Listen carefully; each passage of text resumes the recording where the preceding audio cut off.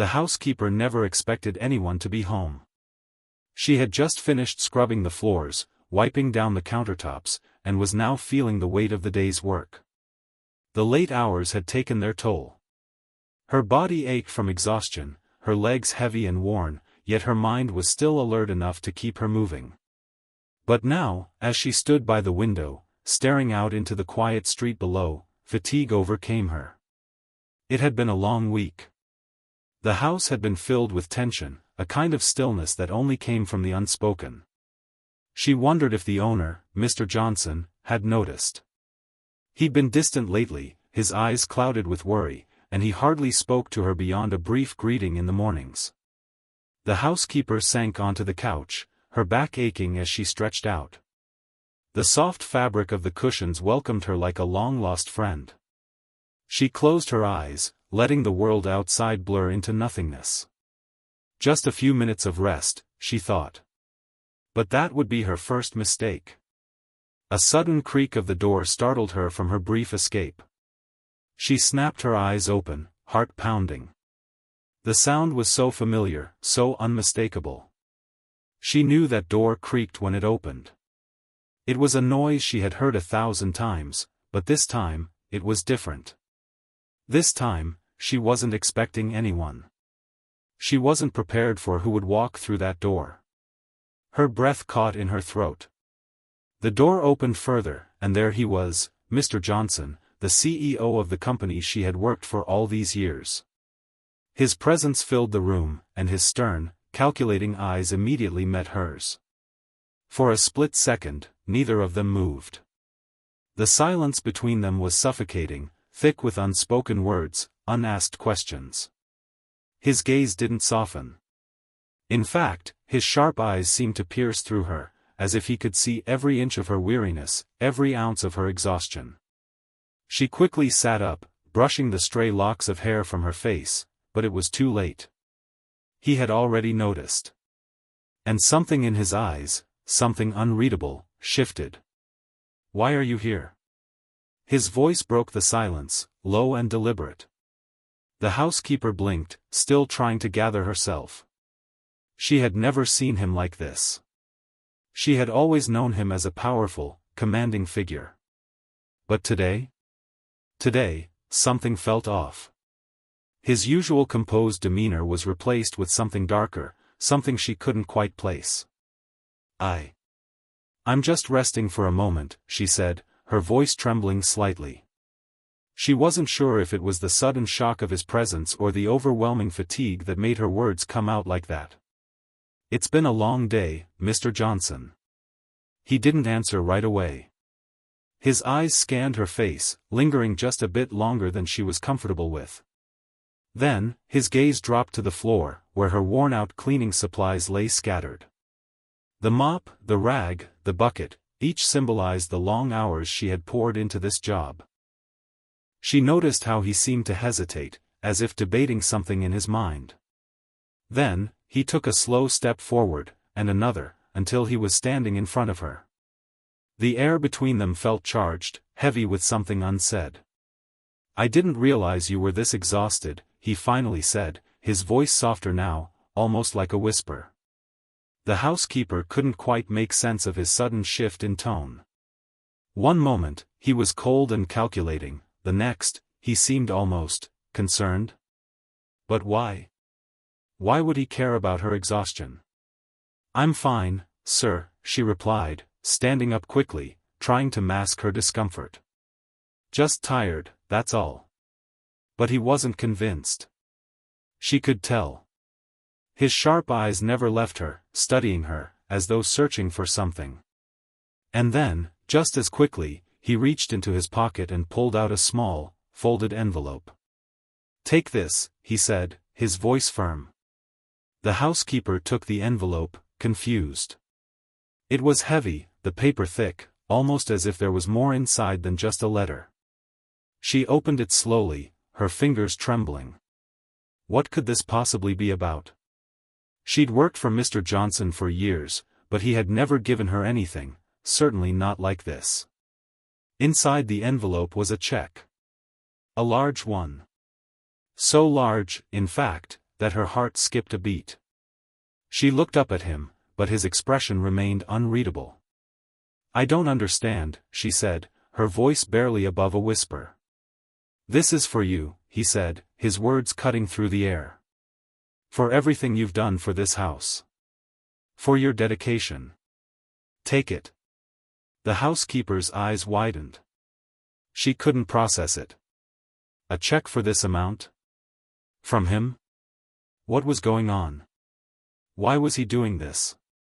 "I don't need," she began to protest, but he cut her off with a single, sharp gesture.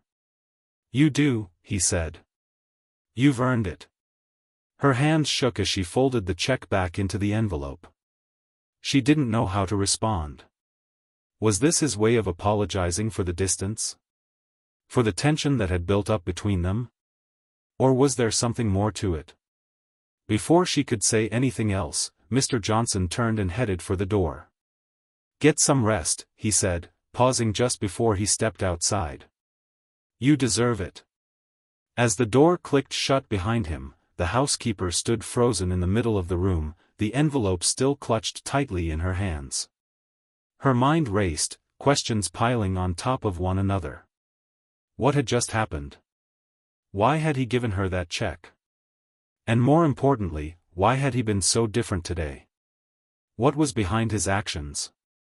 Her thoughts were interrupted by a sharp noise from the hallway, footsteps, faint at first, but growing louder. Her heart skipped. Had someone else come in? Or was it something else? She moved toward the door cautiously, feeling the sudden weight of the moment pressing down on her. The silence in the house was unsettling. It was as if something, or someone, was watching her. Then, just as she reached for the doorknob, she heard it again. This time, louder. Clearer. A soft voice, calling her name. "Sarah. Sarah." Her blood ran cold. The housekeeper's heart hammered in her chest as she stood frozen by the door. The quiet hum of the house that had felt so suffocating moments ago now seemed deafening. The voice, soft but unmistakable, echoed in her mind. "Sarah. Sarah." It was as if the walls themselves whispered her name, each syllable carrying an unknown weight, a warning she couldn't ignore.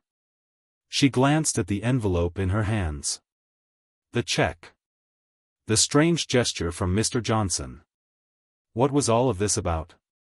The housekeeper felt her mind swirling.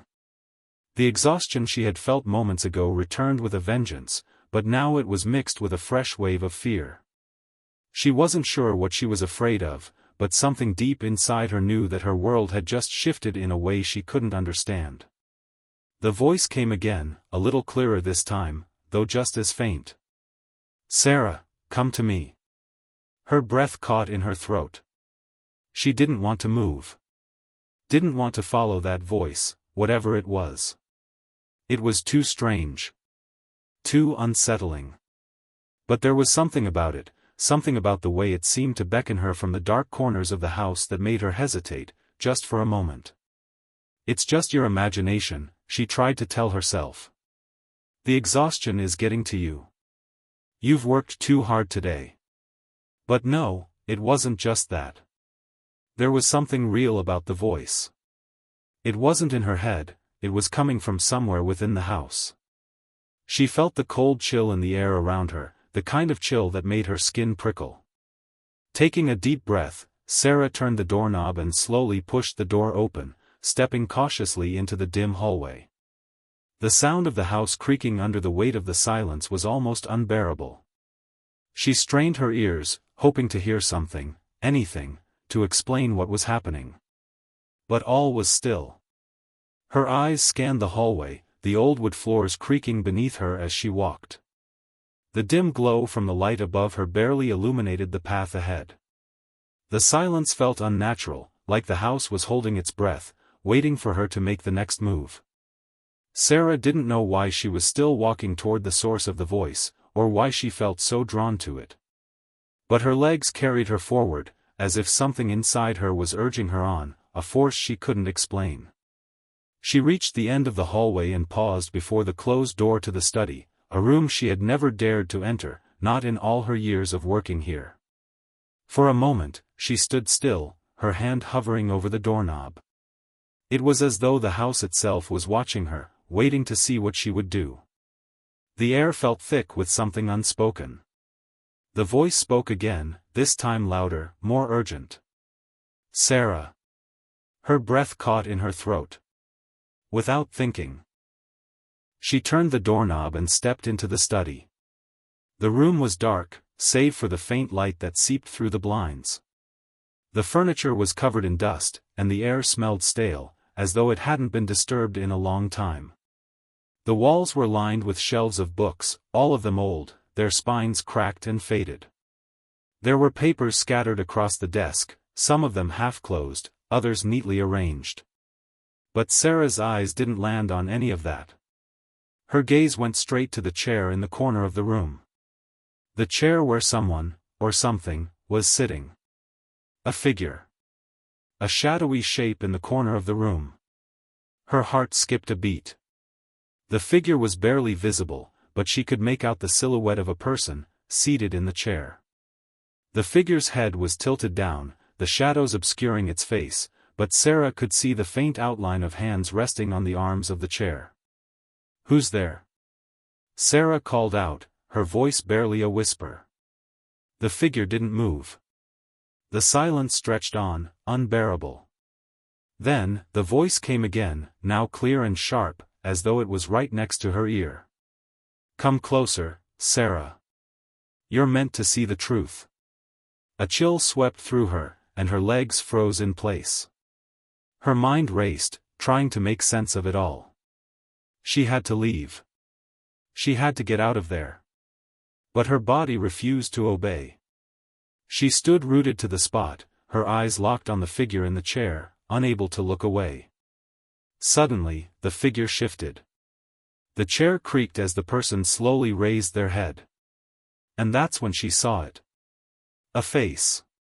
Not a stranger's face, no, it was a face she knew all too well.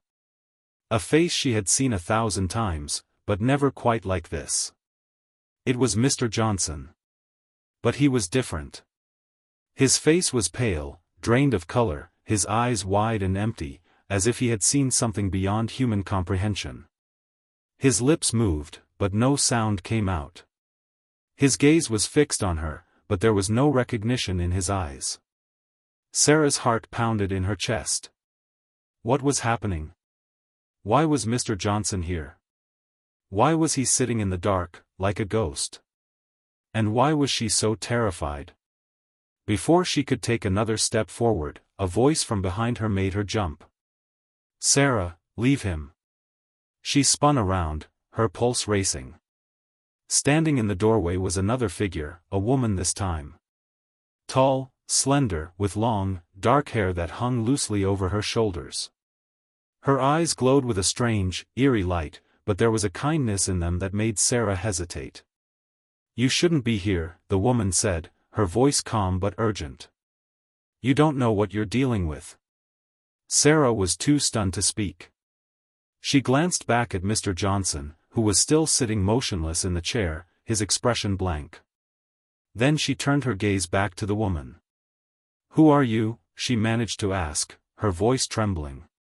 The woman took a step forward, her presence filling the room. "I am the one who can explain this," she said softly. "But you must listen to me. Mr. Johnson, he's not who you think he is." Sarah's mind spun. "What do you mean? What's happening here? Why did you call me? What did you want from me?" The woman's eyes softened. "I'm trying to help you, Sarah. The truth is more dangerous than you could imagine. But I can show you, if you'll let me." The room seemed to close in around her. She looked between the two figures, Mr. Johnson, who seemed completely unaware of what was going on, and the strange woman who stood before her, offering a cryptic warning. She felt trapped, caught between two forces she didn't understand. But something inside her stirred. Something that told her she couldn't turn away now. Something told her she had to see this through. She stepped forward, determined. "Show me," she said, her voice steady. The woman nodded slowly. "You have no idea what you're about to uncover." The tension in the room thickened, and for the first time, Sarah felt a sense of something bigger than herself, something dark and powerful, ready to reveal itself. The mystery was only beginning. The air in the study grew thicker with each passing second, pressing against Sarah's chest as she followed the woman's lead. She still couldn't quite comprehend what was happening with Mr. Johnson, the strange voice, and now this mysterious woman. Who was she, and why was she so intent on guiding Sarah through this nightmare? The woman glanced over her shoulder at Sarah, her face stern, almost sad, as if she were preparing her for something far worse than she could possibly imagine. "Stay close," the woman warned, her voice steady but laced with urgency. "You've already seen too much, but now you must see the rest."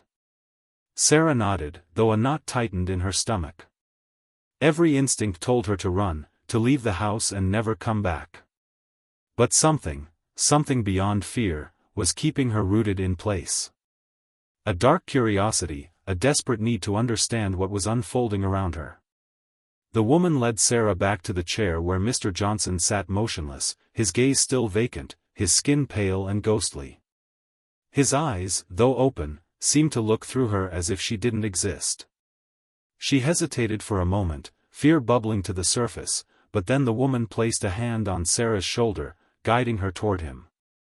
"You need to understand what happened to him," the woman said softly, as if speaking to herself. "You need to know why he's here like this." Sarah took a deep breath. "What happened to him?" she asked, her voice barely a whisper. "What's going on? Why is he acting like a shell of a person?" The woman's eyes flickered with something, perhaps regret, or pity, before she spoke again, her words measured, deliberate. "He's not the man you think he is. He never was. Mr. Johnson, he made a choice. A choice that brought him here. But it wasn't just him, there's something much larger at play." A shiver ran down Sarah's spine. A choice? What kind of choice could lead to someone losing their very essence, their humanity? Was this a curse? A punishment? The woman continued, her eyes never leaving Mr. Johnson. He became part of something. A secret. A deal he thought he understood but didn't. She paused, her lips tightening. The darkness he invited into his life changed everything. And now it's looking for someone else. Sarah swallowed hard. The woman's words were cryptic, but the fear in her voice was real, and it sent a wave of dread through Sarah's body. She wasn't sure if she was ready for whatever truth lay ahead, but she knew, deep down, that she had no choice but to follow. "What does that mean?" Sarah asked. "What do you mean, it's looking for someone else?" The woman didn't respond immediately. Instead, she moved closer to Mr. Johnson and placed a hand on his shoulder. The man didn't flinch, didn't react at all. He was like a puppet, his strings pulled by something far more powerful than he was. "He wasn't always like this," the woman said slowly. "He used to be just like you and me. But when he made that choice, he opened a door he couldn't close. A door to something much older, much darker. A force that exists just beyond the veil of what we understand." Sarah's heart pounded as the woman's words began to sink in. A force beyond comprehension. A deal. Was this some kind of supernatural occurrence? Or was there something more? Her mind raced as the weight of the situation pressed down on her. "The force, this darkness, has been following Mr. Johnson for years," the woman continued, her voice low and steady. "It feeds off his fear, his regret, his guilt. It uses him, manipulates him, but it's never satisfied. And now, it wants something more." Sarah stepped back, her body trembling with a mix of fear and disbelief. Was this real? Was she really standing in a room with a man who had somehow invited a dark force into his life, turning him into a hollow shell of himself? The thought was overwhelming, but she couldn't shake the feeling that there was truth in the woman's words. "Why me?" Sarah asked, her voice shaking. "Why did you bring me here? Why did you call me?" The woman turned to face her, her expression softening. "Because you're part of this now," she said simply. "You've seen too much, and now it won't let you go. The Force is already aware of you. It's been watching you." Sarah recoiled. Watching her? The thought was terrifying. She felt a cold sweat break out on the back of her neck as she tried to process the words. "It's waiting," the woman continued. "It wants to take something from you, just like it took from him. You don't know it yet, but you've already become part of its web. You've been drawn into this, whether you like it or not." The room seemed to darken in response to her words, the shadows on the walls creeping closer. Sarah's pulse quickened, her breath coming in shallow gasps. She had no idea what was happening, but one thing was clear: she was in way over her head. "Don't be afraid," the woman said, sensing Sarah's panic. "I'm here to help you. I'm the only one who can help you." But Sarah wasn't sure if she could trust this woman. How could she? After all, it was the woman who had led her here, into the very heart of the mystery, the very center of this madness. But there was something about her, something that felt genuine, even though the situation was beyond belief. "Help me with what?" Sarah whispered, almost afraid to ask. "What am I supposed to do?" The woman stepped closer, her gaze intense. "You have to face the darkness. You have to confront what Mr. Johnson invited into this world, because if you don't, it will consume you. It will consume all of us." Suddenly, the air in the room seemed to grow even heavier, as if the walls themselves were closing in on Sarah. She couldn't breathe. She couldn't think. The tension was unbearable. "Mr. Johnson," she began, her voice barely a whisper. "What happens to him? Is there any way to save him?" The woman's face softened, but the sadness in her eyes was unmistakable. "He's beyond saving. But you're still here. You still have a chance." Her heart sank. Beyond saving? Was that the fate that awaited her, too? Sarah wasn't sure if she was ready for the truth, but she couldn't run from it any longer. This was happening. Whether she liked it or not. The silence in the room felt suffocating. Every breath Sarah took seemed heavier than the last, each one dragging her deeper into the unknown. The woman's words echoed in her mind, each one a warning, a threat, and a promise all rolled into one. "You've been drawn into this, whether you like it or not." Her heart hammered in her chest as she tried to understand what was happening. She had never believed in things like the supernatural, or forces beyond comprehension. But what was happening here? It didn't make sense. The man in front of her, the woman who seemed to know everything, and the dark energy that had enveloped the house, everything about this situation screamed that it was something far beyond what she had ever imagined. "Who are you?" Sarah finally managed to ask, her voice shaking. "What's really going on here?" The woman stood still, as though she had been expecting the question. For a long moment, she said nothing. Then, with a heavy sigh, she turned and motioned for Sarah to follow her into the next room. Sarah hesitated but followed, feeling as if every step she took was leading her deeper into something she couldn't escape. As they entered the room, the atmosphere shifted. The walls seemed to pulse with a dark energy, as though the very air had absorbed the malevolent force that lingered in the house. The woman walked over to an old wooden table and began to sift through a stack of papers. When she found what she was looking for, she turned to Sarah, her expression grave. "This," the woman began, holding up an old, yellowing newspaper clipping, "is how it all started." The clipping was dated years ago, but the headline was clear: "Local businessman disappears without a trace." Sarah stared at the words, confusion still clouding her mind. "What does this have to do with Mr. Johnson?" The woman lowered the clipping slowly. "The man you know as Mr. Johnson wasn't always who he is now. His name wasn't always Mr. Johnson, either.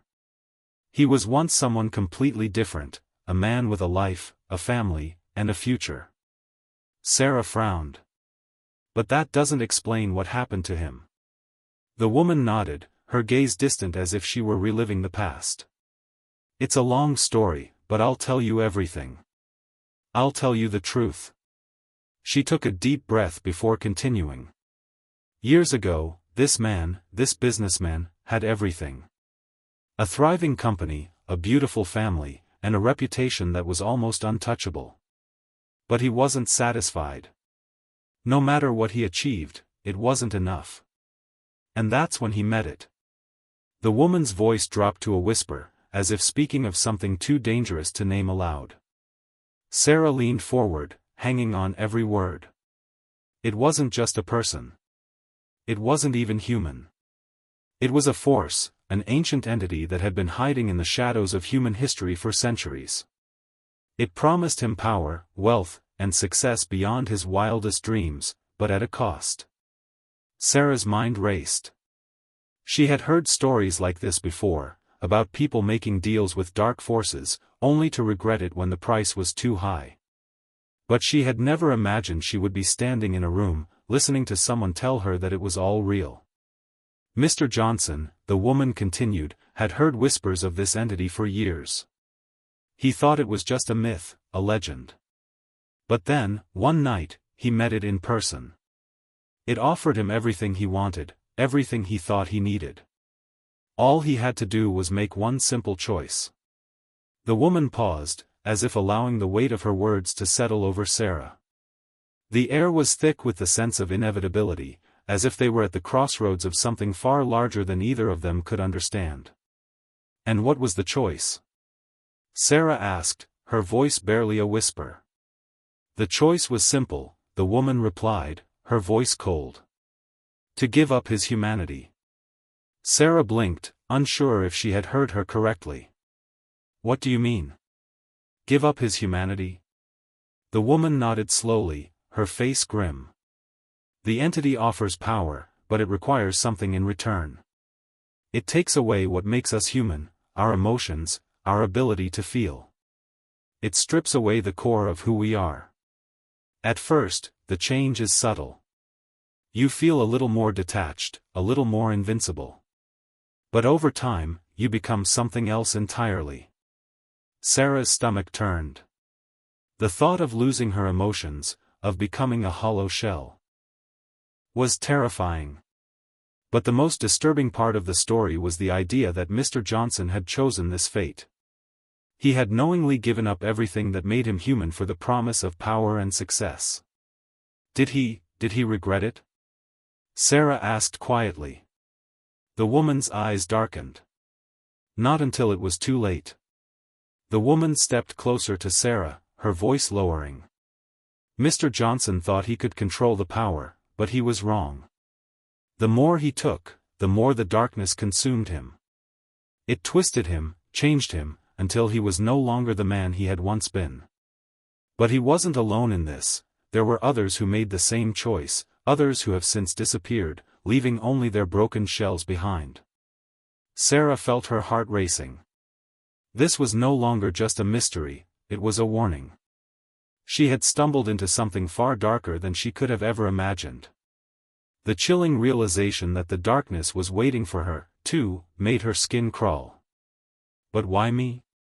Sarah whispered. Why did it choose me? The woman shook her head. It didn't choose you. You were in the wrong place at the wrong time. But now you're part of this. Whether you want to be or not. Before Sarah could respond, a loud crash echoed through the house. It was followed by the sound of something, or someone, moving quickly in the hallway outside. The woman's eyes widened, and she motioned urgently for Sarah to follow her. Quickly, we need to get to the basement. Now. The cold air in the hallway hit Sarah like a slap in the face as she followed the woman. She could hear the footsteps getting closer, the sound of someone, or something, moving swiftly in the shadows. Every instinct screamed at her to turn and run, but the woman's urgent whispers pushed her forward. Keep quiet, the woman hissed, her eyes wide with panic. They can't know we're here. Sarah's heart pounded in her chest as they hurried down the narrow hall, the creaking floorboards beneath their feet echoing louder than she had hoped. The darkness seemed to swallow them whole, and with each step, the oppressive weight of fear became harder to ignore. The basement door loomed ahead, its surface cracked and weathered. The woman reached for the old brass handle, her hand trembling. She paused, glancing over her shoulder as if expecting someone to emerge from the shadows. But no one came. With a swift motion, the door creaked open, revealing a staircase that descended into complete darkness. The woman took a deep breath and gestured for Sarah to follow. Down there. Quickly, she urged. As Sarah descended the stairs, the musty smell of mildew and dust filled her nostrils. The air grew colder the deeper she went, and the faint sound of dripping water echoed through the space. It was impossible to see anything clearly, but the woman seemed to know exactly where she was going. Sarah followed, her footsteps unsure, the weight of what was happening pressing on her chest. At the bottom of the stairs, the woman reached for a switch on the wall and flicked it. A single dim light bulb flickered on, casting a weak glow over the small, concrete room. Shelves lined the walls, filled with old books, dusty boxes, and strange objects that made Sarah's skin crawl. Stay close, the woman whispered, moving toward a corner of the room. Sarah couldn't help but glance around, her mind racing. Why were they hiding here? What was in this basement that Mr. Johnson wanted to keep a secret? And who, or what, was out there? The woman knelt down in front of a small, wooden chest and opened it. Inside were piles of yellowed papers, some handwritten, some typed. She sifted through them quickly before pulling out a specific document. Her hands were shaking as she handed it to Sarah. This, the woman said, her voice low, is the key to understanding everything. Sarah took the paper, her fingers brushing against the rough edges. It was an old, faded document, its ink almost illegible in some parts. As she squinted to make out the words, a chill ran down her spine. The document was a journal entry, dated back decades ago. The handwriting was messy, frantic even, and as Sarah read the first few lines, she could feel the tension in the air thickening. The deal has been made. I thought I could handle it. I was wrong. The power, the success, it's all there, but something is changing inside me. I feel it, my emotions are fading, slipping away. I can't feel anything anymore. I don't know if I can go back. I'm starting to think this was a mistake. But it's too late now. I'm too far gone. They told me it would happen. They warned me. But I thought I could control it. Sarah's eyes widened as she finished reading. The words felt like a warning, a confession, and a plea all at once. It was Mr. Johnson's voice, but the date on the paper was years ago, before he had become the man she knew. Before he had lost everything that made him human. What is this? Sarah asked, her voice barely a whisper. What's happening to him? The woman looked at her gravely. That's the journal of the man Mr. Johnson once was. The man who made the deal with the entity. The man who thought he could control the power it offered. But it's not just about him, is it? Sarah said, realizing something that had been nagging at the back of her mind. There are others, too. The woman nodded, her eyes darkening. Yes. Many others. Some of them are still out there, hiding in the shadows. The deal is never just for one person. It's a cycle. Once you make the choice, it doesn't stop with you. The darkness spreads, infecting everyone who comes into contact with it. The weight of her words settled heavily on Sarah's chest. She had thought that Mr. Johnson's descent into darkness had been an isolated event, but now she saw the truth. This wasn't just about him. This wasn't just one man's mistake. This was a chain, a cycle, a curse that spread far beyond what Sarah could have ever imagined. So, what do we do now? Sarah asked, her voice trembling. How do we stop it? The woman looked at her, her face a mix of fear and resignation. There's only one way to stop it. You have to destroy the source. Before Sarah could ask what that meant, a loud crash echoed through the basement. The woman's head snapped toward the door, and Sarah's heart skipped a beat. She could hear heavy footsteps approaching, the unmistakable sound of someone, or something, coming down the stairs. The woman's eyes went wide with panic. They've found us. Without thinking, the woman grabbed Sarah's arm and pulled her toward a small door at the far end of the basement. It was hidden behind a stack of boxes, and Sarah hadn't noticed it until now. The woman motioned for Sarah to follow as she opened the door, revealing a narrow, dark passageway that seemed to lead into the unknown. Go, the woman ordered. Hurry. Sarah didn't hesitate. She sprinted into the passageway, her feet pounding against the cold stone floor. The woman followed closely behind, but Sarah could hear the sound of footsteps growing louder behind them. They were getting closer.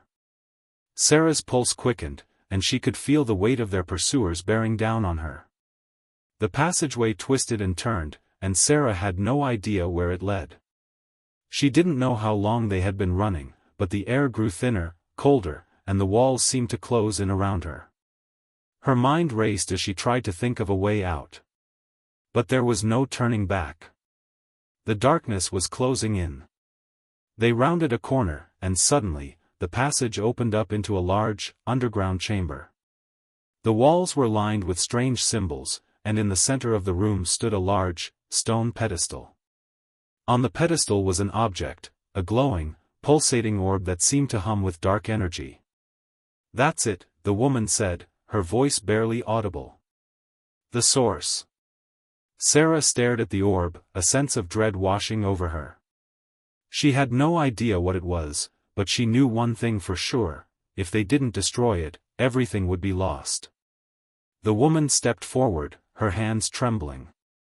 We need to destroy it. Now. Sarah's heart raced in her chest as she stared at the orb. The glowing object pulsed with a dark energy, its light flickering like the heartbeat of something alive. It was impossible to tear her gaze away from it, as if the orb were calling to her, pulling her in. She could almost feel its power thrumming through the air, vibrating through her bones. The woman beside her trembled, her face pale with fear. We need to destroy it. It's the only way to stop it from consuming everything. Sarah swallowed hard, her mind spinning. Destroy it? How? What if it wasn't as simple as it seemed? But then she remembered the journal, the words written by the man Mr. Johnson once was. It was clear now, he had made a deal, a dangerous pact that tied him to the orb. It was that connection that had turned him into the man he was, that had corrupted him beyond recognition. As Sarah's eyes flickered back to the woman, she saw the pain in her expression. The woman knew what was at stake here. She had lived with the weight of this secret for far too long. Do you know how to destroy it? Sarah asked, her voice steady despite the fear that twisted her stomach. The woman nodded. There's only one way. It's not about brute force. You have to sever the connection. The orb can't exist without its bond to the one who made the pact. We need to break the chain. Sarah didn't understand. How do we break the chain? The woman's eyes filled with sorrow. You have to make the person who created the pact face what they've done. Only then can the connection be severed. A loud crash echoed through the chamber, interrupting the heavy silence that had fallen over them. Sarah whipped around, her breath catching in her throat. The footsteps were unmistakable. Mr. Johnson was coming. His presence filled the air, like a dark shadow creeping over them. Get to the pedestal, the woman urged, her voice tight with urgency. I'll hold him off. You need to sever the bond. You're the only one who can do it. What? No, I can't, Sarah began, but the woman cut her off. You can, she said firmly. You have to. It's the only way. Before Sarah could protest, the woman pushed her toward the pedestal. Sarah stumbled forward, her mind reeling. She didn't know what she was supposed to do, how she was supposed to sever this connection. But there was no time to think. She had to act, and she had to act fast. As she stood there, staring at the orb, she felt a sudden coldness sweep through her, and she realized it wasn't just the temperature of the room, it was the presence of Mr. Johnson. He had arrived. The sound of his footsteps grew louder, and Sarah turned to see him emerging from the shadows. He was a shadow of the man he once was, his eyes dark, hollow, his face gaunt, as if the life had been drained from him. His suit was wrinkled, and his tie hung loosely around his neck. He looked like a man who had lost everything, and in a way, he had. His eyes locked onto Sarah, and for a moment, there was a flicker of recognition, a flicker of the man he used to be. But it quickly faded, replaced by an emptiness that sent chills down her spine. "You shouldn't have come here," he said, his voice cold, detached. "You can't stop it. You can't stop me." Sarah took a step back, her hand instinctively reaching for the pedestal as if it could offer some form of protection. The orb seemed to pulse in response, its glow intensifying with each breath she took. It was almost as if it were feeding off her fear. "You made a deal, didn't you?" Sarah's voice was barely a whisper, but it was enough to draw his attention. He stared at her, his expression unreadable. "I thought I could control it," he said slowly, his eyes flickering with something, regret, maybe? "But it controls me now." "The bond," the woman's voice broke through, "you have to face what you've done, Mr. Johnson. Only then can it be broken." For a long moment, there was silence. Mr. Johnson stood still, his eyes locked onto the orb, as if the object was the only thing keeping him tethered to this world. Sarah could see the internal battle within him. He was fighting against something far stronger than himself. "You're right," he murmured, almost to himself. "I thought I could control it. I thought I could handle it. But I was wrong. It's too late." The room seemed to grow colder, and Sarah felt a rush of energy flood through her. It wasn't coming from her, but from the orb. She felt it beckoning her, urging her to touch it. She knew, deep down, that if she did, it would be the end. For all of them. But what if touching it was the only way to break the bond? What if it was the only way to save them all? Before Sarah could make up her mind, the woman moved quickly toward Mr. Johnson, her body tense with determination. She reached out to him, her hands trembling. "You have to let go," she said. "You have to release the grip it has on you. You can still fight it." Mr. Johnson's face twisted in anguish, and for the first time, Sarah saw something human in his eyes. His lips trembled, and he let out a ragged breath. "I don't know if I can," he whispered. "It's too strong. I've gone too far." Sarah took a deep breath, her mind racing. The woman was right. There was still hope, but it wouldn't come without a cost. It never did. They were in this together now, and if they wanted to break the cycle, they had to face it head-on. Without another word, Sarah stepped forward, her heart pounding in her chest.